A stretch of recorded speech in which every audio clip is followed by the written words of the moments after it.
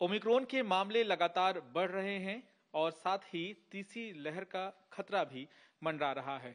इस वक्त हम मौजूद हैं पूर्वी दिल्ली के CWG विलेज में और यहाँ पर बेड्स की व्यवस्था की जा रही है ताकि अगर अचानक से मामले बढ़ जाएं तो मरीजों को यहाँ भर्ती किया जा सके।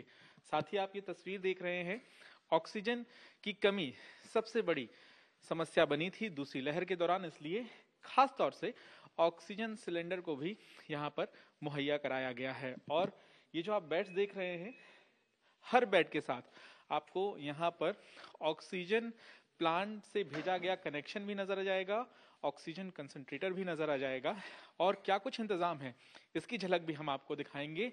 और आपको हम ये भी बता दें कि जितने भी दिल्ली में अस्थायी अस्पताल थे उन्हें दोबारा तैयार किया जा रहा है। हालांकि ये स्ट्रक्चर हटाया नहीं गया था, इसे रिमूव करने के लिए आदेश नहीं दिए गए थे।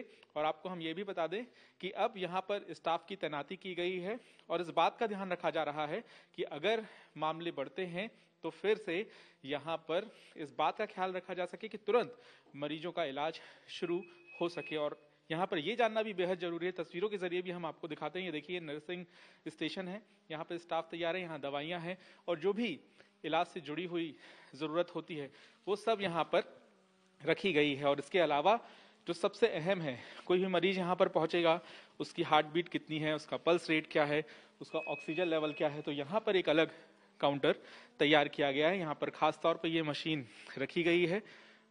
इसके अलावा भी हम तस्वीरों में आपको दिखाएंगे कि क्या कुछ तैयारियां यहाँ पर की जा रही है। तो इस वक्त हम कोविड वार्ड के भीतर मौजूद है, हालांकि यहाँ पर अभी मरीजों का दाखिला शुरू नहीं हुआ है। ये बेड आप देख रहे हैं और यहाँ पर रजत जैन हैं जिन्होंने इन तमाम तैयारियों को अंजाम दिया है। जिला प्रशासन के साथ मिलकर डॉक्टर्स फॉर यू की तरफ से यहाँ पर तमाम तैयारियों को अंजाम दिया जा रहा है। और हम जानने की कोशिश ये करेंगे कि तस्वीर में हमें जो नजर आ रहा है वो कोरोना मरीजों के लिहाज से किस तरह जरूरी है। रजत, हम आपसे ये जानना चाहेंगे कि यहाँ पर क्या क्या इंतजाम है। हमने बाहर देखा कि ऑक्सीजन प्लांट लगे हुए हैं, ऑक्सीजन प्लांट से कनेक्शन क्या सीधे बेड तक है? हाँ, देखिए, अगर आप ये देखेंगे तो ये ऑक्सीजन पाइपिंग्स है। हाँ। और ये oxygen pipe directly patient bed तक आई हुई है ताकि जिस पेशेंट को 24 आवर ऑक्सीजन है तो हमें फिलिंग ऑफ ऑक्सीजन सिलेंडर के ऊपर 100% डिपेंडेंट ना रहना पड़े। तो लगभग 200 से 300 बेड्स ऐसे बनाए गए हैं जिनके ऊपर ये ऑक्सीजन पाइपिंग जो हमारी जो बाहर 3 ऑक्सीजन प्लांट्स हैं उनके साथ कनेक्टेड है। तो यानी कि अगर मरीज को 24 घंटे भी ऑक्सीजन की जरूरत पड़ी तो ये भी कर सकते हैं। और साथ में आप देखें, साथ ही मैं ये भी देख रहा हूँ कि ऑक्सीजन कंसंट्रेटर भी यहाँ पे रखा हुआ है। कंसंट्रेटर के साथ साथ डी टाइप एक ऑक्सीजन सिलेंडर का भी प्रावधान यहाँ पर रखा हुआ है।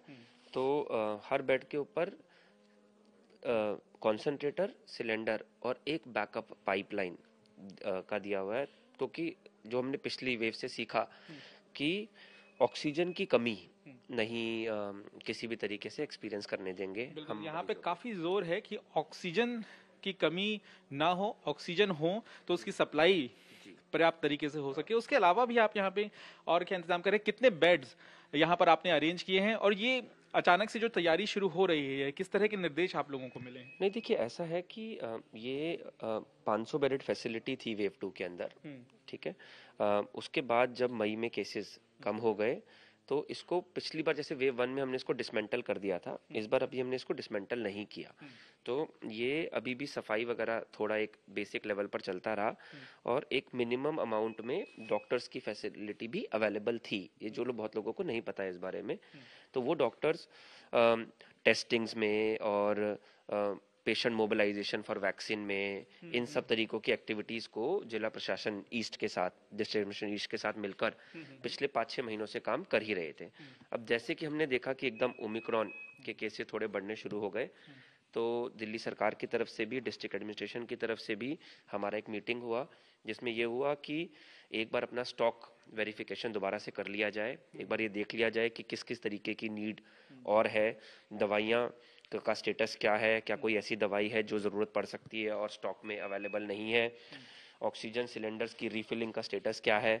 तो वो जो हमारा पूरा मैकेनिज्म होता है उस मैकेनिज्म को रीएक्टिवेट कर दिया जाए तो अभी 2 दिन पहले भी जो डिस्ट्रिक्ट एडमिनिस्ट्रेशन ऑफिस है वहाँ पर मीटिंग हुआ, जिसमें लगा कि लगभग 65 बेड्स एक बार इस तरीके से तैयार कर देते हैं कि अगर इमीडिएटली भी मरीज को लेना पड़े तो मरीज को लिया जा सके। आज की डेट में पंकज अगर मैं आपको बताऊं तो 1000 के आसपास ऑक्सीजन सिलेंडर्स हैं हमारे पास। ठीक है। लगभग 300 के आसपास कॉन्सेंट्रेटर्स हैं और जैसे आप देखेंगे कि 3 प्लांट्स भी लगे हुए हैं। तो यानी कि ऑक्सीजन की फैसिलिटी की तरफ से एकदम जो इंतजाम है, मुझे नहीं लगता कि कोई प्रॉब्लम आनी पड़ेगी। बिल्कुल, इसमें मेरा सवाल ये भी है कि गंभीर जो मरीज हैं उनके इलाज के लिए आपके पास क्या व्यवस्था है? यहाँ मैं देख रहा हूँ कि ऑक्सीजन की कमी होगी तो मरीज को ऑक्सीजन मिल जाएगी, गंभीर मरीज के लिए क्या व्यवस्था कर रहे हैं? तो देखिए, पहली बात, मेडिसिन भी अवेलेबिलिटी है हमारे पास पूरी। मल्टीपल लोगों ने मिलकर सहायता करी है, कुछ कॉरपोरेट्स भी सामने आए हैं, सरकार भी बहुत हेल्पफुल रही, एडमिनिस्ट्रेशन का तो मेजर सपोर्ट हमेशा ही रहा है। तो बाईपैप की फैसिलिटी भी हमारे पास यहाँ पर है, तो जिसको मिनी आईसीयू बोलते हैं, और अगर ज़रूरत पड़ेगी प्रेशर्ड ऑक्सीजन और इस तरीके की फैसिलिटी की ज़रूरत पड़े तो वो भी यहाँ पर अवेलेबल करने का प्रावधान है। तो यहाँ पर अहम जानकारी देते हुए डॉक्टर्स फॉर यू की तरफ से रजत जैन, और आपको हम ये भी बता दें कि ये आप जो तमाम तैयारियां देख रहे हैं, ये देखिए यहाँ पर यही वो ऑक्सीजन सिलेंडर है जो दूसरी लहर के दौरान सड़कों पर नजर आ रहा था, गलियों में नजर आ रहा था, लोगों को ऑक्सीजन नहीं मिल रही थी। अब पुख्ता इंतजाम है, अगर इस पाइपलाइन के जरिए ऑक्सीजन नहीं पहुंचती है, किसी वजह से कमी होती है, तो ऑक्सीजन सिलेंडर यहाँ पर मौजूद होगा। यहाँ ऑक्सीजन सिलेंडर पर नहीं होती है तो ऑक्सीजन कंसंट्रेटर होगा। तो हर तरह से इंतजाम को पुख्ता किया जा रहा है, नए बेड तैयार किए जा रहे हैं। और दिल्ली में हम आपको ये भी बता दें कि 5 महीने के बाद केसेस बढ़ रहे हैं, और जिस तरह से कोरोना के मामले भी बढ़ रहे हैं, ओमिक्रॉन के मामले भी बढ़ रहे हैं, ऐसे में तैयारियों को अंजाम दिया जा रहा है ताकि अगर जरूरत पड़े तो इन अस्थायी अस्पतालों में मरीजों को भर्ती किया जा सके और तुरंत इलाज शुरू किया जा सके।